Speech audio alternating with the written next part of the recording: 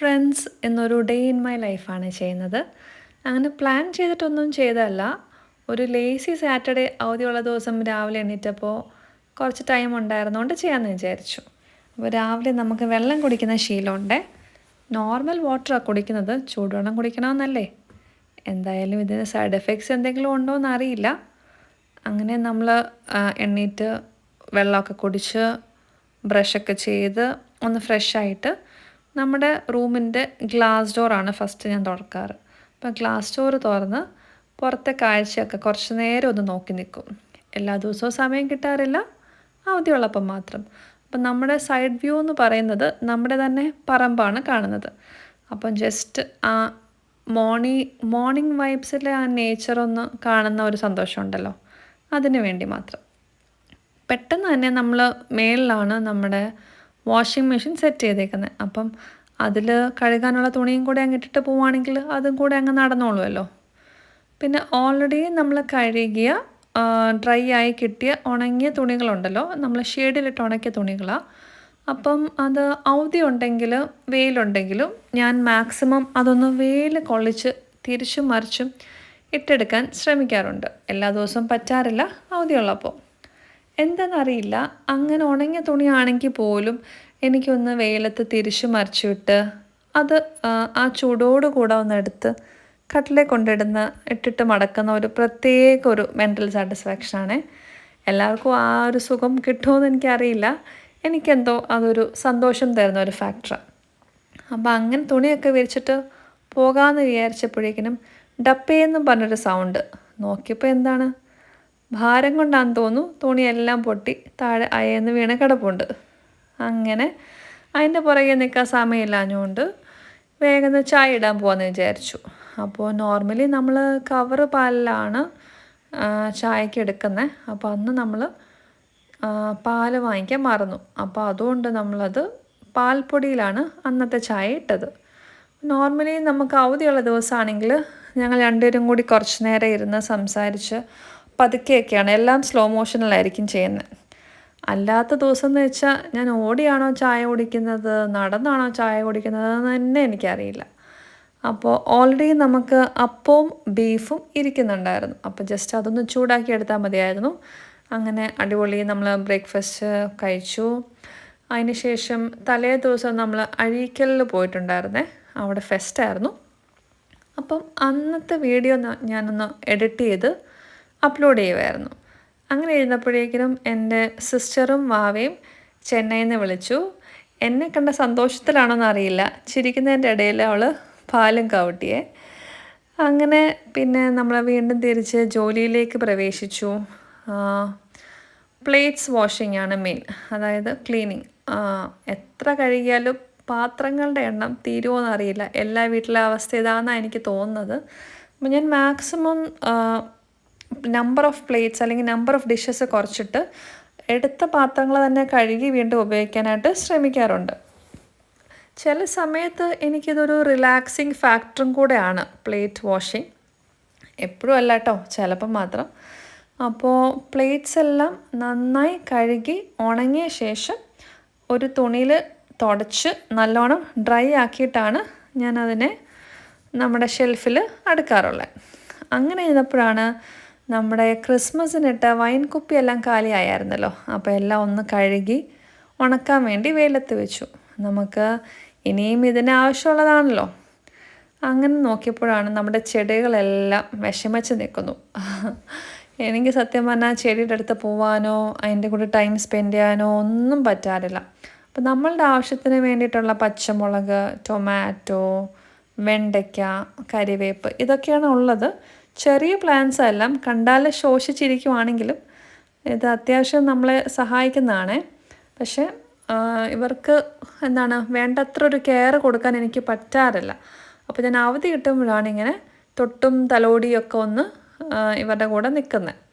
പിന്നെ നമ്മൾ കുറച്ച് ഗ്രീൻ പ്ലാന്റ്സ് വീടിൻ്റെ സൈഡ് ഭാഗത്തായിട്ടും വെച്ചിട്ടുണ്ട്. അപ്പോൾ അന്ന് ഉച്ചക്കത്തേക്കിന് നമുക്ക് വീട്ടിൽ നിന്ന് കൊണ്ടുവന്ന കുറച്ച് വാഴയ്ക്ക ഇരിപ്പുണ്ടായിരുന്നു. അപ്പോൾ അത് തോരൻ വെക്കാമെന്ന് വിചാരിക്കുമായിരുന്നേ. നോർമലി എനിക്ക് തോരൻ വെക്കാൻ മടിയാണ്, കാരണം തേങ്ങ തിരുമണമല്ലോ. അപ്പോൾ ഇത്തവണ ഓൾറെഡി തേങ്ങ തിരുമിയത് ഇരിപ്പുണ്ടായിരുന്നു. അതുകൊണ്ട് അങ്ങ് തോരനാക്കാമെന്ന് വിചാരിച്ചു.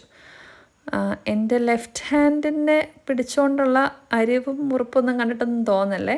ഞാനൊരു ലെഫ്റ്റ് ഹാൻഡറാണ്.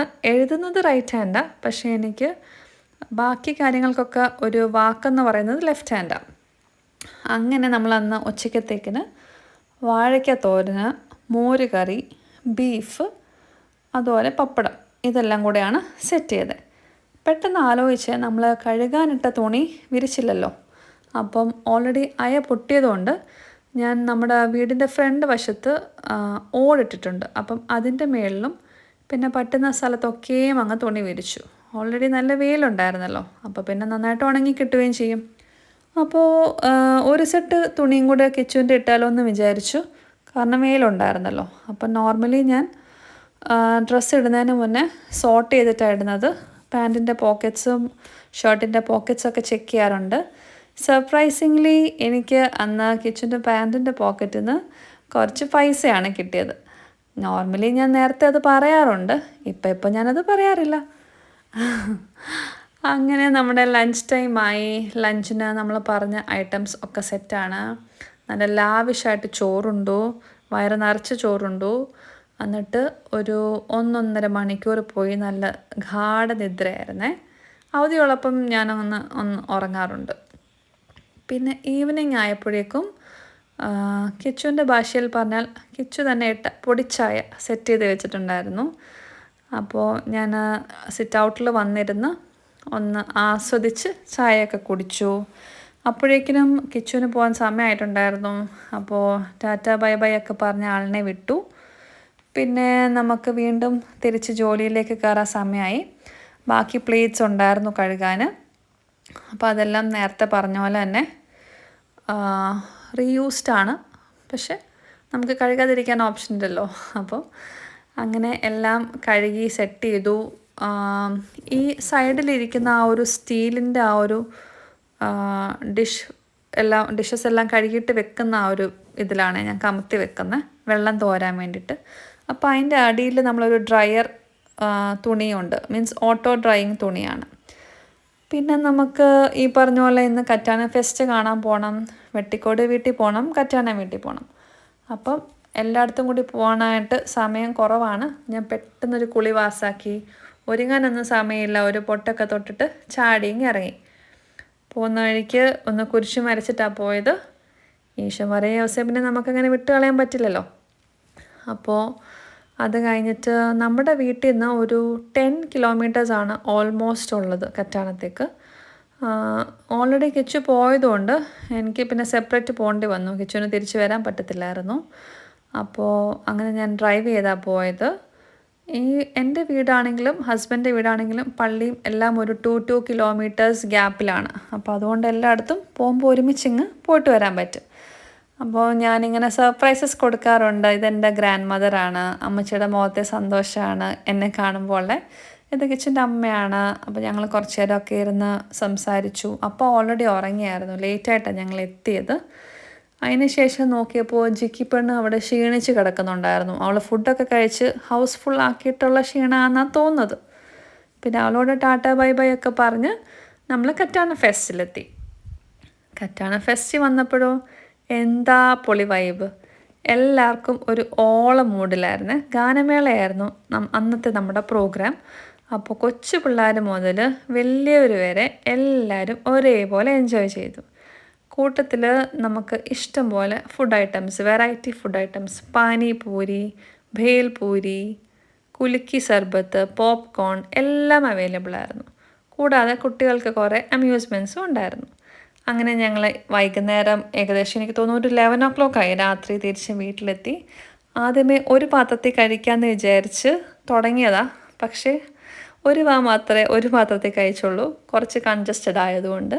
പിന്നെ ഞങ്ങൾ സെപ്പറേറ്റ് രണ്ടുപേരും ഫുഡൊക്കെ കഴിച്ച് സെറ്റായി ഞങ്ങളങ്ങനെ ഉറങ്ങാൻ പോയി.